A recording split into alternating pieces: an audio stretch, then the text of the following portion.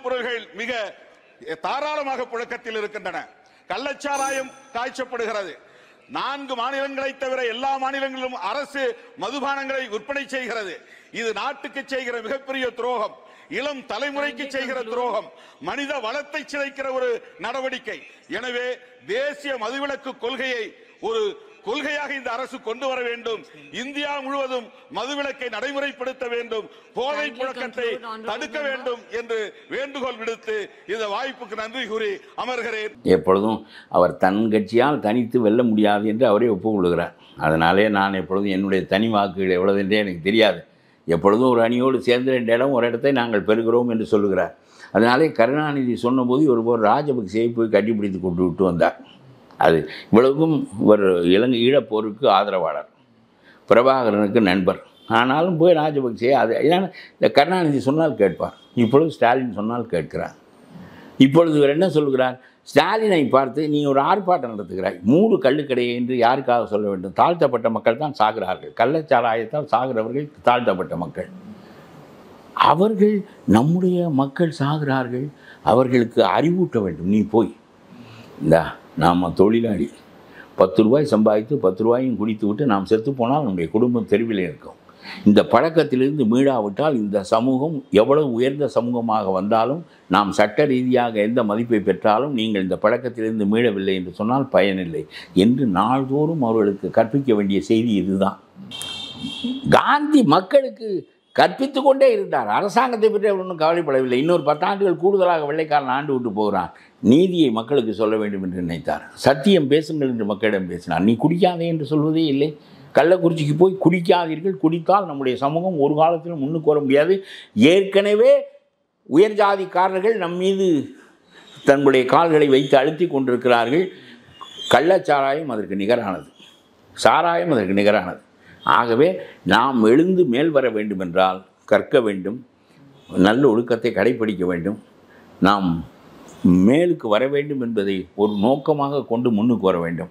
அதற்கு முதல் தடை உயர் ஜாதி என்பது 40% தடை என்றால் கள் என்பது 60% தடை என்று இவர் சொல்ல வேண்டும் அந்த மக்களிடம். ஏனென்றால் உன்னுடைய அறிவை இழந்து விடுகிறாய். மனிதன் என்பவனுக்கான அடையாளம் அறிவு தான், அதை இழந்து விடுகிறாய். எப்படி நடந்து கொள்கிறோம் என்றே புரியவில்லை. உன்னுடைய குடும்பம் தெளிவில் இருக்கிறது, பிள்ளைகள் அனாதைகளாகிறார்கள். ஆகவே குடிக்காதே என்று நீ போய் சொல்வதை மல்லு கட்டி கொண்டு சொல்ல வேண்டும். இந்த ஸ்டாலின் இல்லை, இவரை போல படுமோசமான முதலமைச்சர்கள் 300 பேர் வந்தாலும் நாம் குடிப்பதில்லை என்று சொன்னால் நம்மை கெடுக்க இவர்களால் முடியாது என்று சொல்ல வேண்டும். அதை சொல்லாமல் சும்மா பேருக்கு ஒரு இதை நடத்திவிட்டு இந்தியா முழுவதும் கள்ளு குடிக்காமல் இருந்தால் நாங்களும் கள்ளு குடிக்கிறோம், அவன் கொலை செய்யாமல் இருந்தால் நானும் கொலை செய்ய மாட்டேன், அவன் அடிக்காமல் இருந்தால் நானும் அடிக்க மாட்டேன், அவன் திருடாமல் இருந்தால் நானும் திருட மாட்டேன். இதில் என்ன பங்கு? நம்ம ஒழுக்கத்தை கடைப்பிடிப்பதில் என்ன பங்கு நான் கேட்கிறேன். நான் சொல்கிறேன், அவனுக்கும் நமக்கும் போட்டி ஆயிரம் காரியங்களில் உண்டு. ஒழுக்கத்தை கடைப்பிடிப்பதில், நேர்மையை கடைப்பிடிப்பதில், நம்முடைய சமூகத்தை முன்னேற்றுவதில், அவர்களை நேர்மையுடைய மனிதர்களாக மாற்றுவதில் இதற்கு என்ன போட்டி? செத்தவன் பூராவும் கள்ளக்குறிச்சியில் நம்முடைய ஆட்கள் தானே, ஆதி தமிழர்கள் தானே, ஆதி திராவிடர்கள் தானே. எங்களை விட உனக்குத்தானே அதிக அக்கறை இருப்பதாக சொல்லுகிறாய், நீ தானே சொல்ல வேண்டும் அவர்களிடம். ஏன் சொல்லவில்லை? அவனெல்லாம் பீகாரிலே அவன் மாற்றினானே, அதை பார்த்து ஸ்டாலின் மாற்ற வேண்டும் என்று உனக்கு சொல்ல தெரியாதா? பீகாரிலே 60,000 கோடியை இழந்திருக்கிறான். 60,000 கோடியை, வறுமைப்பட்ட நாடு அது. இழந்து விட்டவர் சொல்லுகிறார் குடும்பம் நிம்மதியாக இருக்கிறது. 60% குடும்பம் நிம்மதியாக இருக்கிறது போதும், மீதி 100% குடும்பம் நாரியது. 60% நிம்மதியாக இருக்கிறது, 40% செத்துத்தான் மாறுவான். போகட்டும், அவன் செத்தே மாறட்டும். செத்து மாறி தமிழ்நாட்டில் கல்லுக்கு மாறாக வாழ்ந்த மக்களைத்தானே கருணாநிதி கொண்டு போய் கல்லில் திணித்தார். அப்போ ராஜாஜி சொன்னது தான், மறந்து விட்ட மக்களுக்கு மறுபடியும் அதற்கு இதை நினைவுபடுத்துகிறாய், பெரும்பாடுபட்டு இதை மறக்க வைத்தோம் என்று தான் சொன்னார் ராஜாஜி. திருமாவளவன், நான் சொல்லுகிறேன், உங்களுடைய பேச்சு முழுவதும் பதிவாகும். நீங்கள் என்ன பேசுகிறீர்கள்? இந்த ஸ்டாலினை தூக்கி பிடிப்பதனால் உங்களுக்கு வரப்போகின்ற காரியம் ஒன்றுமில்லை. இந்த 2 இடம் இல்லாவிட்டாலும் வரலாற்றில் நீங்கள் பெரிய இடத்தை பெற முடியும். அயோத்தியதாசர் நாடாளுமன்ற உறுப்பினராகாமல் வரலாற்றில் பெரிய இடத்தை பெற்றிருக்கிறார். அம்பேத்கர் அந்த பதவியை தூக்கி எறிந்து விட்டு வந்தும் வரலாற்றில் நேருவுக்கு நிகராக நிற்கிறார். இந்தியாவை ஆள்வதற்கு தகுதியுடைய மனிதன் என்று என்னிடம் ஒருவனை கேட்டிருந்தால் அம்பேத்கர் ஆள வேண்டும் என்று தான் சொல்வேன், மாயாவதி ஆள வேண்டும் என்று சொல்ல மாட்டேன். ஹரிஜனாக இருப்பதனால் நாடாட்டால் மாயாவதி ஆண்ட நாடு போல அது ஆகிவிடும். அம்பேத்கரை போல ஒருவன் தலைமை அமைச்சராக ஆக வேண்டும். அவன் நாட்டுக்கே நன்மை செய்வான். அவன் ரொம்ப பேரறிவுடையவன். தாழ்ந்த மக்களின் மீது அவன் பரிவு கொண்டான். அதற்காக பதவியை விட்டு வெளியே வந்தான். இவ்வளவு பெரிய இடத்தில் நாம் ஒரு பூர்சுவாவை போல காலமெல்லாம் பதவியில் இருப்போம் என்று நினைக்காமல் இவர்களுக்கு பாடுபடுவதையே ஒரே குறிக்கோளாக கொண்டு மடிந்தான் அந்த மாமனிதன். ஆகவே மாயாவதி இதனுடைய கீழ்நிலையாள், அம்பேத்கர் இதனுடைய இமயமலை போன்ற மகுடம் சூடிய மாபெரும் மனிதன். ஆக என்ன விளைவு யாரால் ஏற்பட்டது என்பதுதானே தவிர யார் ஆண்டால் ஒரே ஜாதி மட்டுமே அடையாளம் போதுமா என்று கேட்கிறேன், மாயாவதிக்கு போல. ஆகவே எல்லாரும் திருந்தினால் நாங்கள் திருந்துவோம், எல்லாரும் குடிக்காவிட்டால் நாங்கள் குடிக்க மாட்டோம், இந்தியா முழுவதும் மதுவிலக்கு நிறைவேற்றி இல்லாவிட்டால் நாங்களும் சேர்ந்து சாகிறோம். தேவையா? நம்முடைய மக்களை காப்பாற்ற வேண்டிய பொறுப்பு நமக்கு இருக்கிறதா இல்லையா? இந்த மனிதர்கள் மெலிவான மனமுடையவர்களுக்கு முன்னால் நீ எதற்கு கல்லை காட்டுகிறாய் என்று ஸ்டாலினை கேட்பதற்கு பதிலாக நீ 250 ரூபாய்க்கு குடிக்க சொன்னால் எப்படியடா குடிப்பான்? 250 ரூபாய்க்கு அவனுடைய சம்பளமே ஒரு நாளைக்கு 250 ரூபாய் தானே, அவன் 40 ரூபாய்க்கு தான் கள்ளச்சாராயம் வாங்கி குடிப்பான். ஆகவே கள்ளச்சாராயத்தை ஒழிக்க வேண்டும் என்றால் நீ மதுவிலக்கை கொண்டு வரும் வரையிலும், என்னுடைய கருத்து மதுவிலக்கு நடைமுறைப்படுத்தப்பட வேண்டும் என்பதுதான். மதுவிலக்கை கொண்டு வருகின்ற வரையிலும் 20 ரூபாய்க்கு அவன் கள் குடிப்பதற்கு வசதி செய்து கொடு என்று ஸ்டாலினை கேட்பதற்கு உங்களுக்கு துப்பில்லை. நீங்கள் 2 பேரும் நாடாளுமன்றத்திற்கு போவதுதான் உங்களுக்கு மிகப்பெரிய காரியமாக இருந்தது. இதற்கு போய் இப்போ இதை பேசாமல் இருந்து விட்டு வரலாம். நான் சொல்கிற 5 ஆண்டுகளும் பேசாமல் கூட இருந்து விட்டு வரலாம். இல்லை, நீங்கள் நல்ல தமிழ் மொழி உணர்வாளர், தமிழ் இன உணர்வாளர், போய் தமிழை பற்றி பேசுங்கள். இதை இப்படி ஸ்டாலினுக்கு ஆதரவாக பேசுவதன் மூலம் நாம் சமூகத்திற்கு எதிராக பேசுகிறோம். ஸ்டாலின் ஒரு சமூக விரோதி, anti social element. He is ruling this country. அறிந்து அல்ல, அவர் அறியாமல், அவருக்கு எதுவும் தெரியாது. நான் சொல்லுகிறேன், அவர் அறிந்தே தீங்கு செய்கிறார் என்று சொல்ல மாட்டேன். அவருக்கு பதவியில் இருக்க வேண்டும், 28 கார் முன்னும் பின்னும் போக வேண்டும், சுகபோகத்தில் இருக்க வேண்டும், வரலாறு நம்மை சொல்ல வேண்டும். வரலாறு எத்தனையோ மாமன்னர்களை கடல் மணலிலும் கூடுதலானவர்கள் நாடாண்டிருக்கிறார்கள். யாரை தெரியும் நமக்கு? அசோகனைத்தான் தெரியும், பாண்டியன் நெடுஞ்செழியனை தான் தெரியும். இதெல்லாம் சும்மா கோடிக்கணக்கான மனிதர்கள் வாழ்கிறார்கள். அடுத்த வீட்டுக்காரன் செத்தால் செத்து போன அன்னைக்கு அடுத்த வீட்டில் அவர் செத்து விட்டார், மறுநாள் காலையில் நினைவு இருக்காது. சும்மா நாம் எல்லோரும் வரலாற்றுக்கு வர மாட்டோம். எல்லா முதலமைச்சர்களும், எத்தனை முதலமைச்சர்கள் 1937 1921 இருந்தார்கள் என்று வரிசையாக சொல்லுங்கள் பார்ப்போம்.